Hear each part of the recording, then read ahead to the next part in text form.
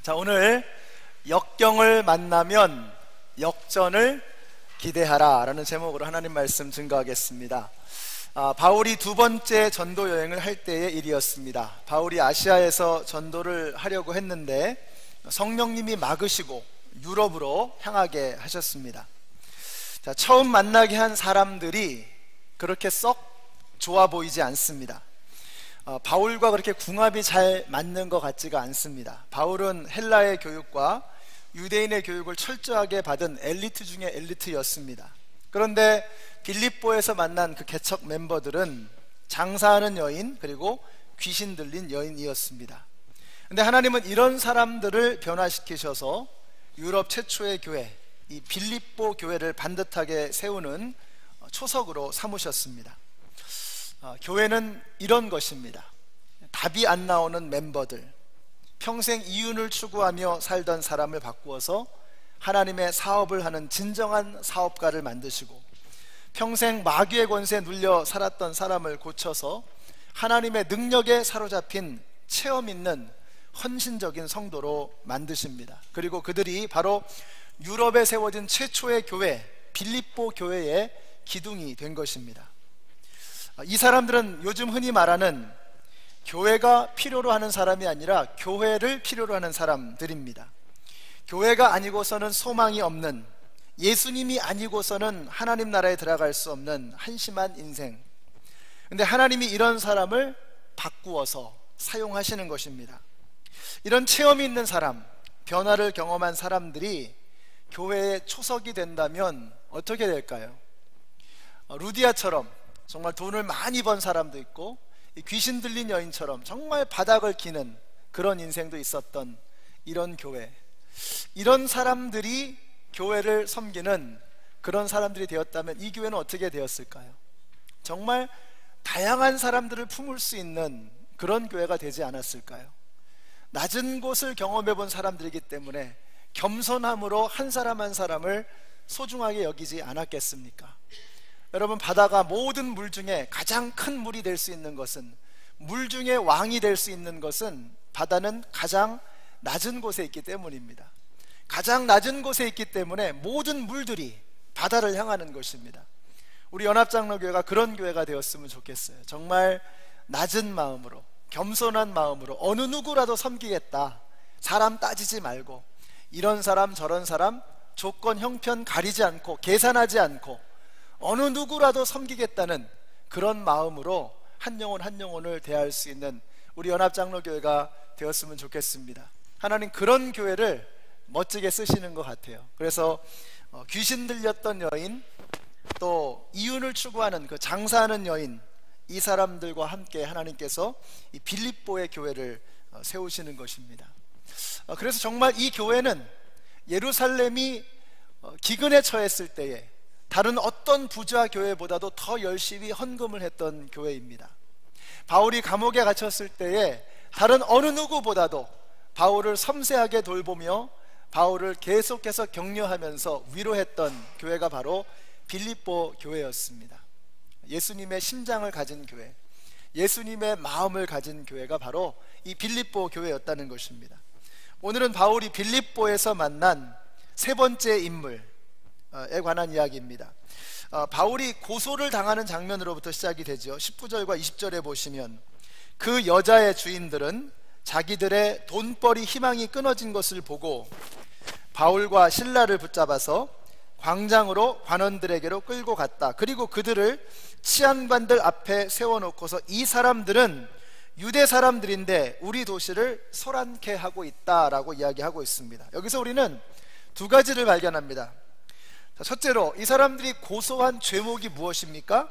우리의 도시를 소란케 한다는 것입니다. 우리가 받아들일 수도 없는 그런 이상한 풍습을 전하는 사람들이라고 모함하고 있는 것입니다. 그런데 이 사람들이 바울과 실라를 고소한 진짜 이유가 무엇입니까?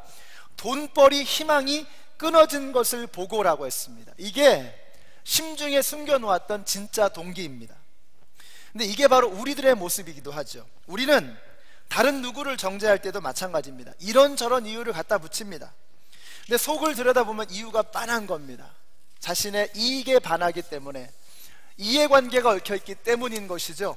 겉으로는 야, 교회가 그러면 되겠어? 성도가 그러면 되겠어? 사람이 이러면 되겠어? 라고 말하지만 결국 마음속에 있는 동기는 자신의 이익과 이득인 것입니다. 대단히 지극히 자기중심적인 것. 그냥 한 가지, 우리가 중요한 것으로 삼는 기준이 무엇입니까? 우리는 한 가지입니다. 나하고 친한가 안 친한가, 이거 하나 봅니다. 겉으로는 여러 가지를 말하지만 결국 보면 나하고 친한 사람이냐 아니냐, 혹은 나에게 이득이 되냐 안 되냐, 이거 하나 보는 겁니다. 결국 기준이 나예요. 나. 겉으로는 아무리 거룩한 것을 말하고 아무리 명분을 이야기하고 대단한 것을 말하지만 결국 그 심중에 있는 동기를 보면 이게 나에게 이득이 되는가, 이 사람이 나하고 친한가, 내 편인가 적인가, 이거 가지고 모든 것을 기준을 가리는 것입니다. 여러분, 이런 사람들을 하나님께서 쓰실 수가 없습니다.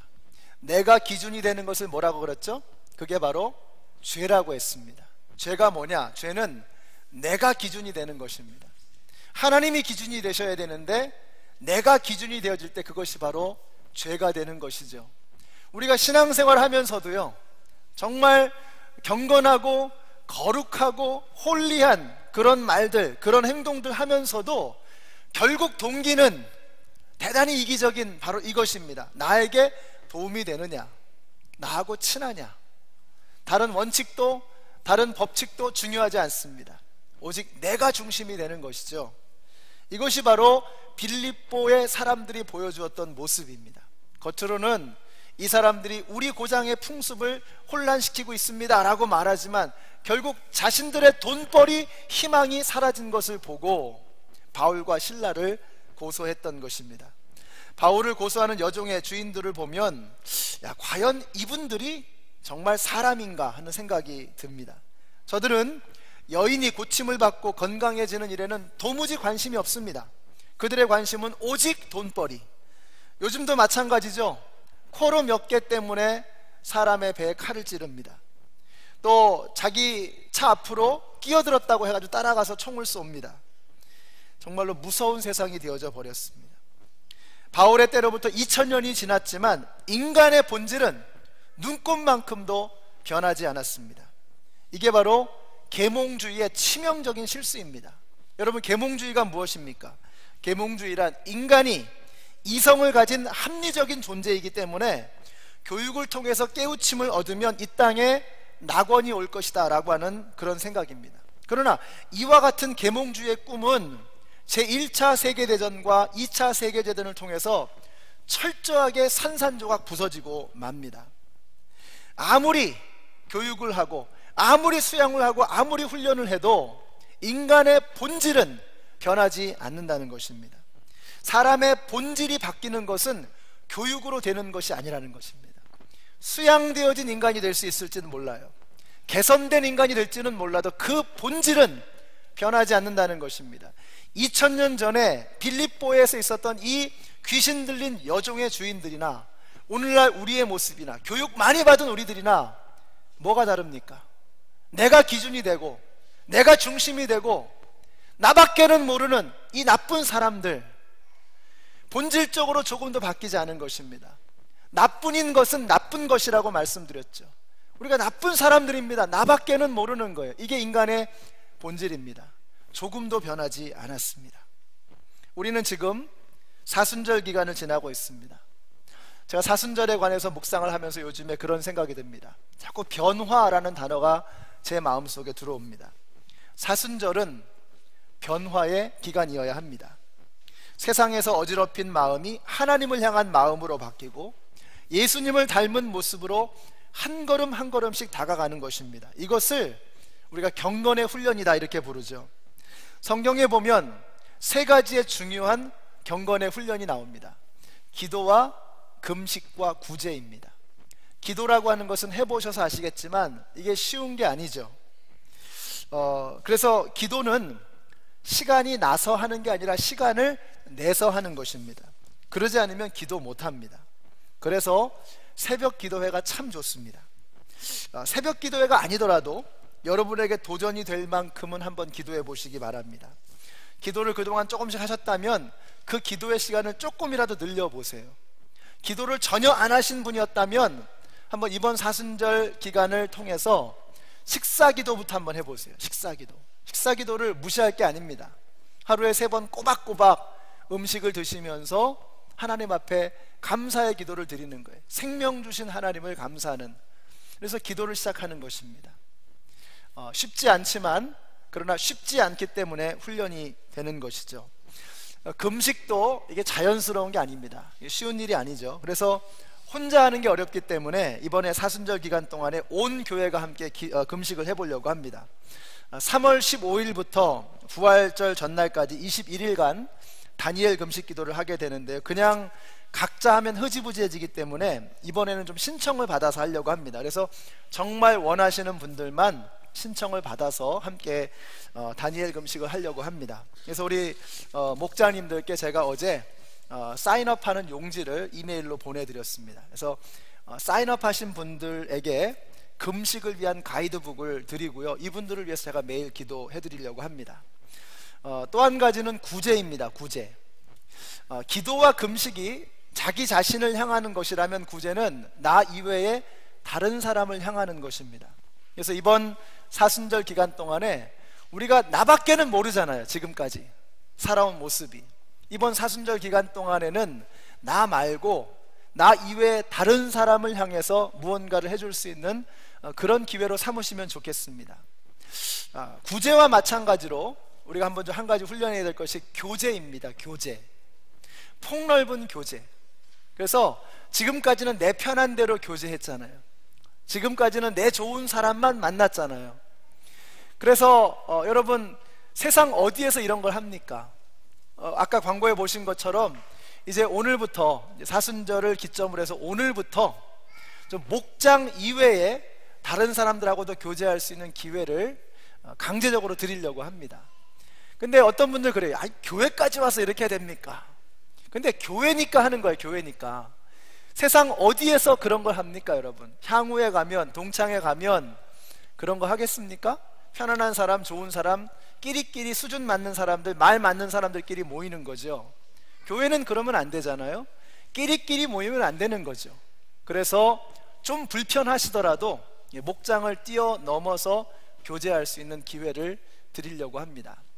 여러분, 연합장로교회는 주님의 몸인 것을 믿으십니까? 교회는 주님의 몸입니다. 예수님이 머리이시고 우리가 예수님의 몸입니다. 10손가락 깨물어서 안 아픈 손가락이 없어야 합니다. 우리가 한 몸이라면 새끼손가락 깨물면 온몸이 아파야 되는 게 맞습니다. 근데 우리가 옆에서 우리 목장 식구 이외에 다른 사람이 아픈데 상관을 안 하는 거예요. 다른 사람이 신음하고 있는데 모르고 있는 거예요.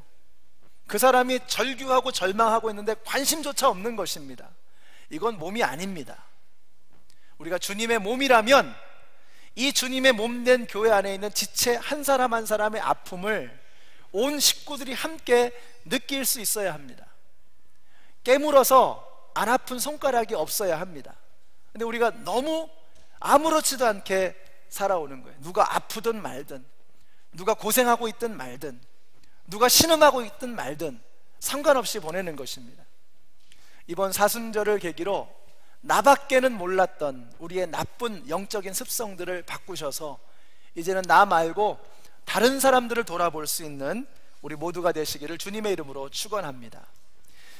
기도와 금식과 구제 그리고 교제, 이것은 불편한 것들입니다. 내 몸에 익숙하지 않은 것입니다. 가만 내버려두면 절대로 하지 않을 것들입니다. 그래서 불편하기 때문에 훈련이 되고 나에게 변화를 가져오는 것입니다. 불편하지 않으면 절대로 변하지 않습니다. 우리가 운동을 할 때에도 열심히 근력 운동을 하는데 언제까지 해야 돼요? 근육이 아플 때까지 해야 이 근육이 염증이 생기고 그것이 치료가 되면서 그게 딱딱한 근육으로 바뀐다 그러더라고요. 이게 모든 게 훈련은 불편해야 되는 겁니다. 편안하면 절대로 훈련이 될 수 없어요. 오늘부터 불편한 거 한번 실천해 보려고 합니다. 예수님이 그걸 자초하셨어요. 예수님이 얼마나 불편하셨겠습니까?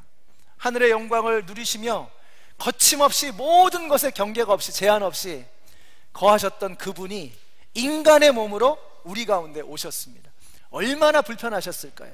모진 고초와 멸시와 조롱과 그 아픔을 다 겪으셨습니다. 얼마나 힘드셨을까요?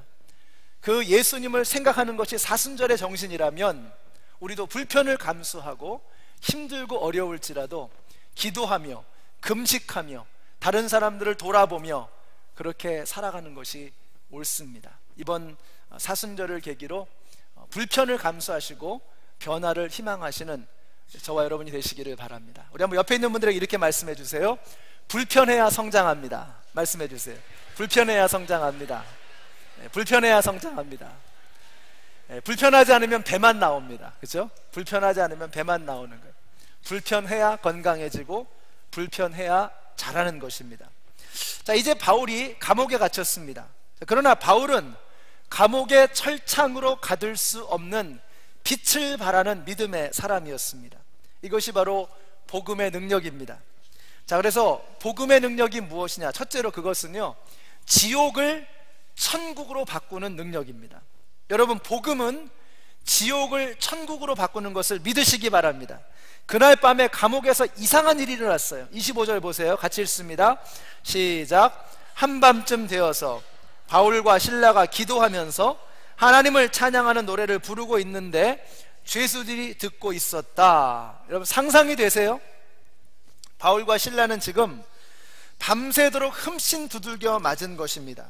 쇠붙이가 달린 채찍으로 온몸이 찢기고 착고에 묶여서 감옥에 내동댕이 쳐졌습니다. 그런데 그들의 입에서 기도와 찬양의 소리가 흘러나오고 있습니다. 그 소리가 작지 않았던 것 같습니다. 그래서 온 감옥에 있는 죄수들이 다 들었다고 했어요. 여러분, 복음은 지옥을 천국으로 바꿀 수 있는 능력입니다. 이런 말이 있죠.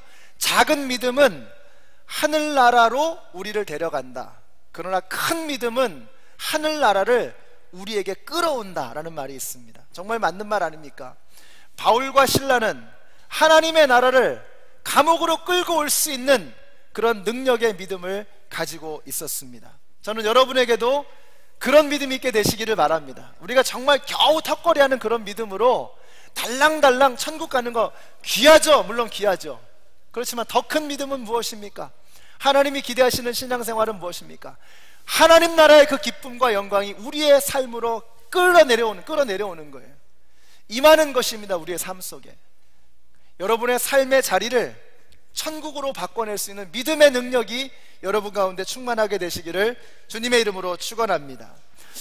근데 재미있는 것이 있습니다. 재미있는 것. 찬송하고 기도한 것이 아니라 기도하고 찬송했다고 말씀하고 있습니다. 저는 이 순서가 중요하다고 생각합니다. 여러분, 기도는 주로 언제 하는 거죠? 기도는 힘들 때 하는 게 기도입니다. 어떤 분은 그래요. 힘들 때만 기도하는 게 영 죄송해서 기도도 못하겠습니다 이러거든요. 근데 안 하는 것보다 기도하는 게 훨씬 기특한 겁니다. 안 믿는 사람도 죽을 상황이 되면 기도한다 그래요. 그런 글을 읽었습니다. 감옥에서 사형수들이 있는데 이 사형수들이 형장으로 갈 때 이제 간수들이 이렇게 부른다고 합니다. 면회입니다. 면회 갑니다. 근데 면회를 간다고 데려가는데 왼쪽으로 가면 면회장이고 오른쪽으로 가면 사형장이에요.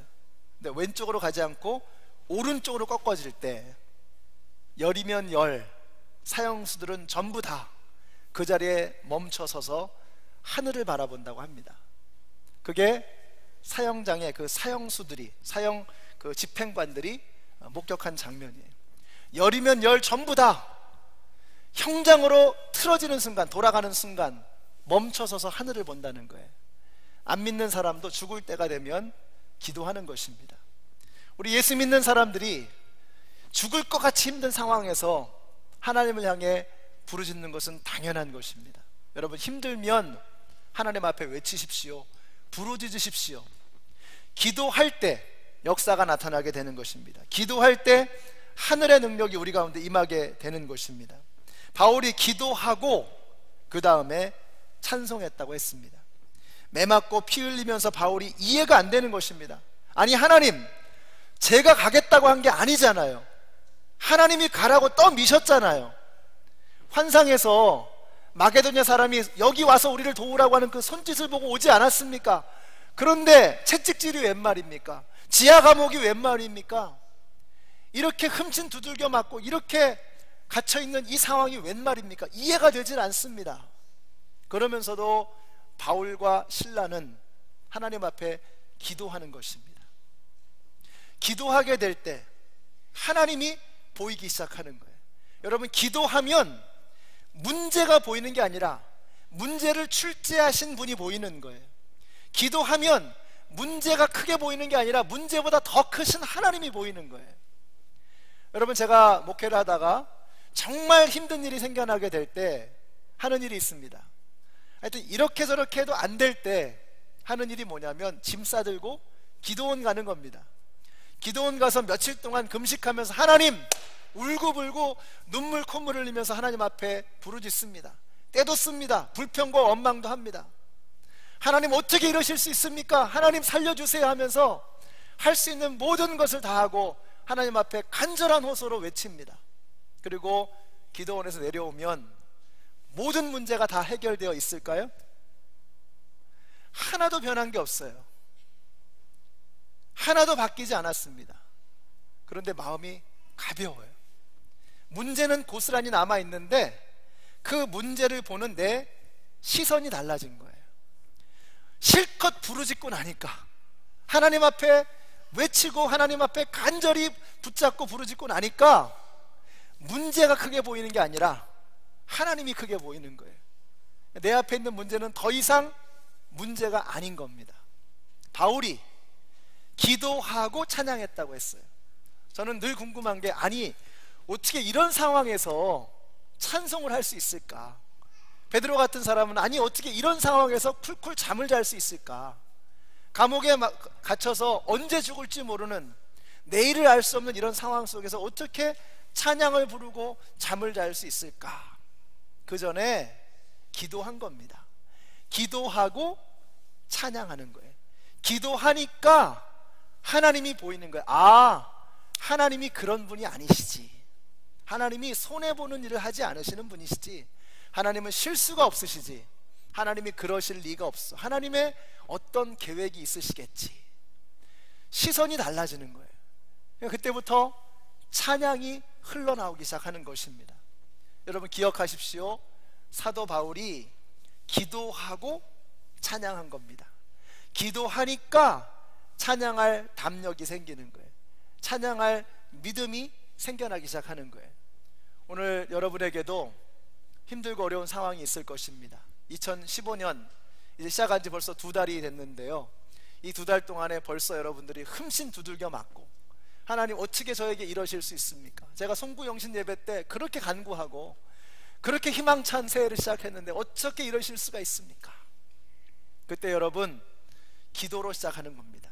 기도하면 하나님이 보이기 시작하고, 하나님이 보이기 시작하면 찬양이 흘러나오는 것입니다. 여기 계신 모든 성도님들이 기도하고 찬양하는 이 순서, 영적인 순서를 잊지 마시고 어렵고 힘든 일을 만나게 되었을 때 먼저 하나님 앞에 엎드리는 우리 모두가 되시기를 주님의 이름으로 축원합니다. 우리 옆에 있는 분들에게 이렇게 한번 말씀해 주세요. 문제를 보지 말고 하나님을 봅시다. 네. 문제를 보지 마십시오. 문제보다 크신 하나님을 보는 겁니다. 하나님을 향해 부르짖고 간구하고 기도할 때 이런 역사가 나타나게 되는 것입니다. 자, 두 번째로 복음은 하늘의 기적을 불러옵니다.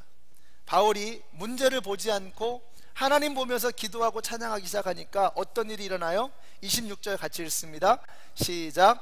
그때에 갑자기 큰 지진이 일어나서 감옥의 터전이 흔들렸다.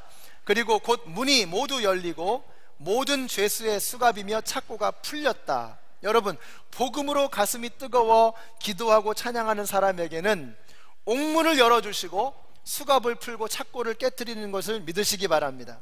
오늘 여러분에게도 이런 역사가 나타나게 되시기를 바랍니다. 여러분, 무엇이 여러분을 올가매고 있습니까? 무엇이 여러분을 감옥에 가두고 있습니까? 그것이 무엇이든지 간에 하나님이 필요하시면 그 옥문을 여시고 착고를 깨뜨릴 수 있는 것을 믿으시기 바랍니다. 그러므로 나를 사로잡고 있는 것이 무엇인지를 살펴보아야 합니다. 곰곰이 한번 생각해 보세요. 나를 붙들고 있는 것이 무엇인가? 관계의 문제가 나를 붙들고 있는가? 시기심이 나를 붙들고 있는가? 질투의 마음이 붙들고 있는가? 정욕이 나를 붙들고 있는가? 술과 담배인가? 어떤 중독인가? 여러분, 그것으로부터 자유할 수 있는 길은 하나님의 능력이 우리에게 임하는 것입니다. 복음은 하늘의 기적을 불러올 수 있는 능력이 있습니다.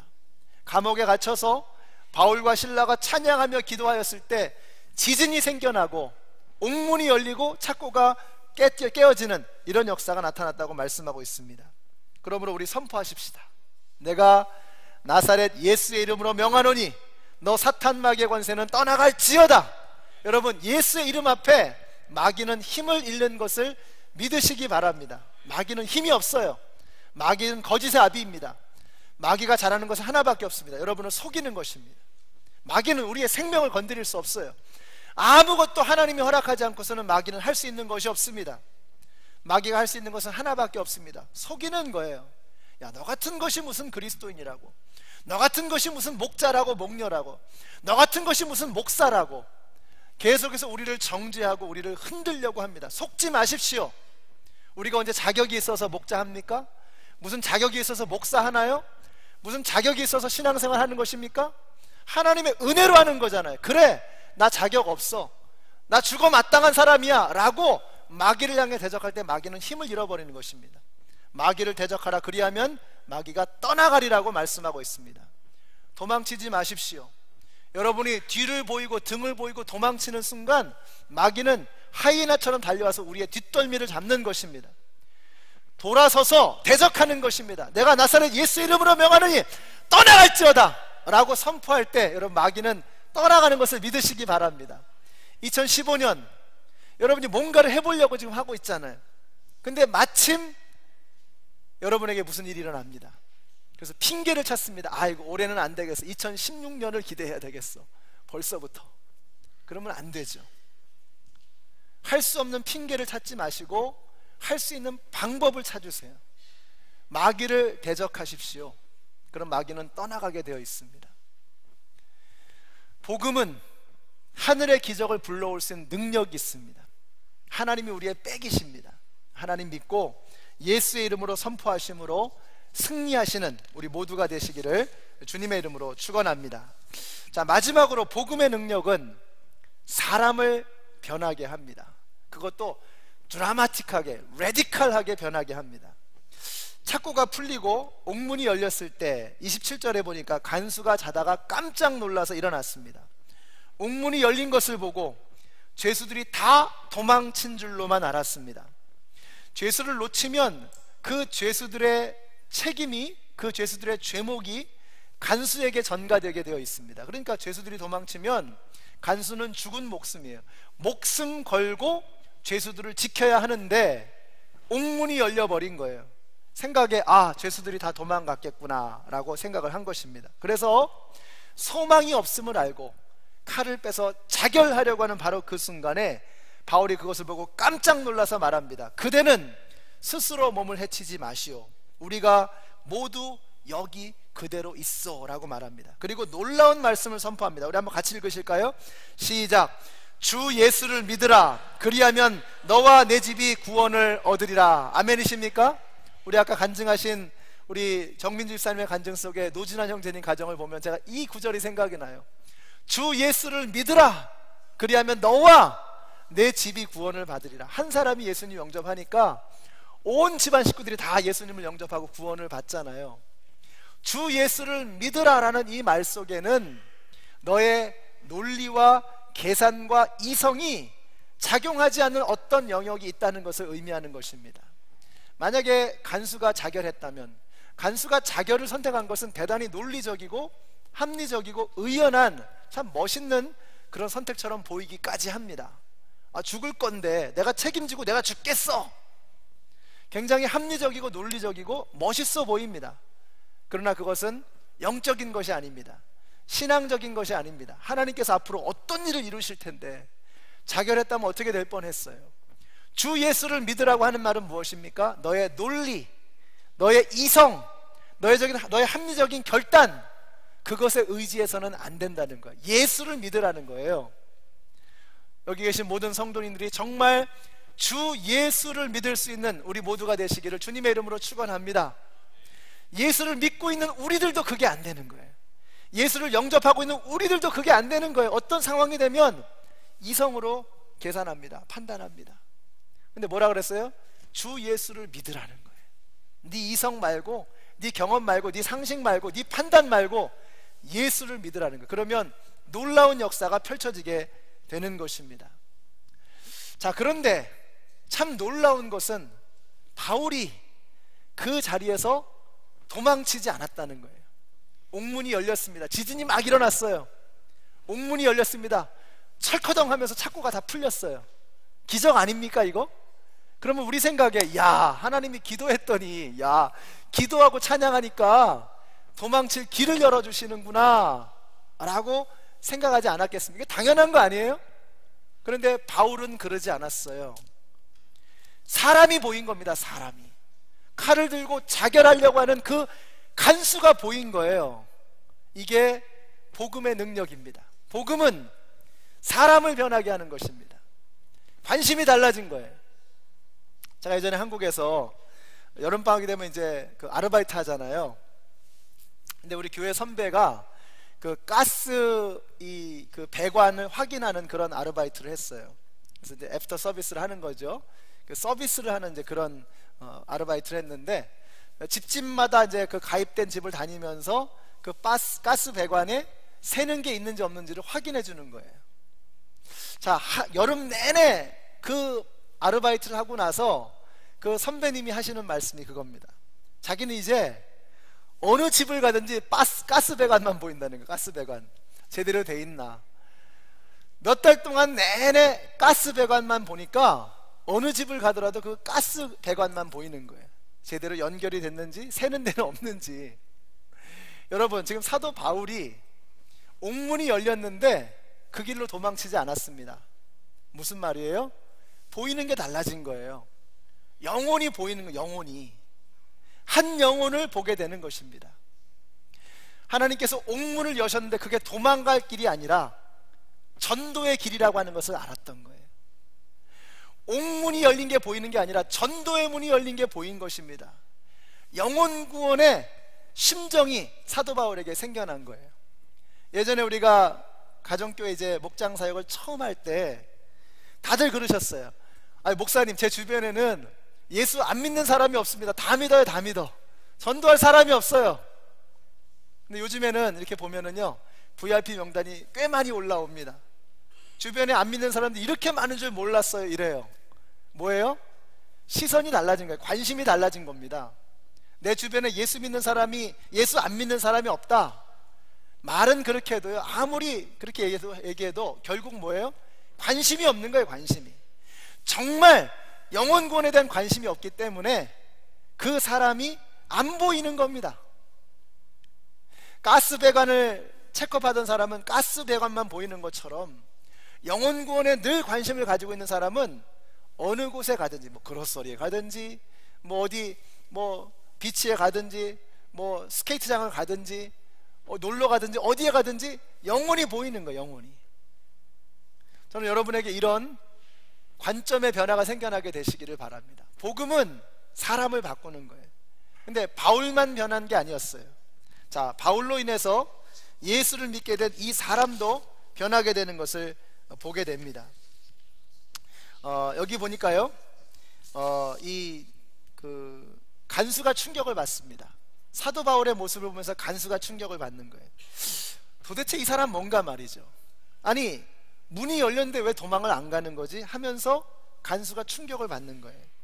바울이 전하는 그 복음을 듣고 이제 간수가 드디어 예수님을 영접하게 됩니다. 예수님을 영접하니 이 간수도 변하게 돼요. 어떻게 변합니까? 33절 보세요. 33절에 보니까 그 밤 그 시각에 간수는 그들을 데려다가 상처를 씻어 주었다. 여러분, 아멘이십니까? 저는 이 장면이 너무너무 감동적인 거예요. 간수는 이제 다른 사람의 상처를 씻겨주는 사람이 되었습니다. 그 전날 밤 이 사람이 뭐 했죠? 바울에게 상처를 입혔던 사람입니다. 채찍질을 했던 사람이에요. 근데 예수님을 만나니까 상처를 입히던 사람이 상처를 씻어주는 사람이 된 거예요. 복음은 사람을 변화시키는 하나님의 능력입니다. 이제는 다른 사람의 상처를 씻어줄 수 있는, 다른 사람의 상처를 싸매어 줄 수 있는 이런 사람으로 변하게 된 것입니다. 우리 연합장로교에 있는 모든 성도님들은 이제 상처를 입히는 사람이 아니라 상처를 씻어주는 사람들이 되시기를 바랍니다. 우리가 여기 이렇게 함께 한 교회에 모여서 한 목장에서 신앙생활 하는 거 상처 주려고 하는 거 아니잖아요. 근데 우리가 왜 같은 교회에서 신앙생활 하면서 같은 목장 안에서 왜 서로에게 상처를 주는 사람이 되고 말았습니까? 온전히 다 변화되지 못한 우리의 모습 때문 아니겠습니까? 우리가 함께 모여서 신앙생활 하도록 하신 것은 상처를 입히는 것이 아니라 상처를 싸매어 주도록 하시기 위한 것임을 믿으시기 바랍니다. 우리가 함께 서로의 상처를 씻어주는 그런 사람들이 되야죠. 서로가 서로에게 반창고가 되어야 되는 거예요. 반창고가 상처를 씻어주고 싸매어주는 그런 사람들이 되어야 하는 것입니다. 복음의 능력은 이렇게 사람을 변화시키는 것입니다. 우리가 모두가 다 이제는 예수 그리스도의 이름으로 서로의 상처를 씻어주는 그런 사람이 되어야 할 줄로 믿습니다. 우리가 한 교회에서 만나게 하신 이유가 바로 거기에 있어요. 오늘 말씀 마치겠습니다. 바울은 푸른 꿈을 꾸며 유럽 땅으로 건너왔습니다. 대단한 일이 일어날 줄 알았습니다. 그런데 결국 밤새 흠씬 두들겨 맞았습니다. 하나님께서 유럽 땅으로 보내셨는데 그 유럽 땅에서 일어난 첫 번째 중대한 사건은 흠씬 두들겨 맞는 일이었습니다. 그러니까 바울은 맞고 시작한 거예요. 일단 맞고 시작한 겁니다. 그런데 맞으면서 하나님의 역사를 경험하기 시작하는 거예요. 전도를 시작하자마자 역경부터 만난 거예요. 그런데 그 역경 가운데 기도하며 찬양하며 하나님을 바라보니까 그 역경을 통해서 하나님께서 놀라운 역전을 거두시더라 이겁니다. 우리 2015년 벌써 시작한 지 얼마 안 돼서 여러분 많은 역경들을 만나고 계시죠. 질병으로 어려움 당하시고 뭐 다치시고 또 사업적으로 힘드시고 또 장사 잘 안 되고 또 괜히 사람들하고 이렇게 갈등 관계 생기고 뜻하지 않았던, 생각지도 않았던 일들이 우리에게 벌어졌습니다.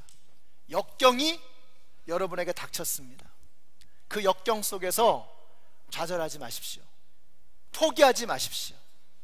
하늘의 능력이 우리 가운데 임할 것입니다.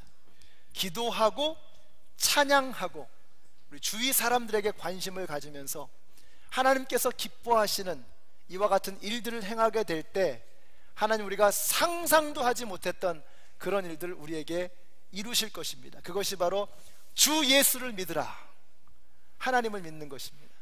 우리가 하나님을 믿고 예수님을 바라볼 때 문제보다 훨씬 더 크신 그분을 바라보게 될 때 우리는 상상도 하지 못했던 그런 놀라운 역전승을 거두게 되는 것입니다. 잊지 마십시오. 역경을 만나면 좌절과 포기가 아니라 역전을 기대하는 것입니다. 이것이 바로 하늘의 능력입니다. 올 한 해 어떤 역경을 만날지라도 역전에 대한 꿈을 버리지 않는 우리 모두가 되시기를 주님의 이름으로 축원합니다.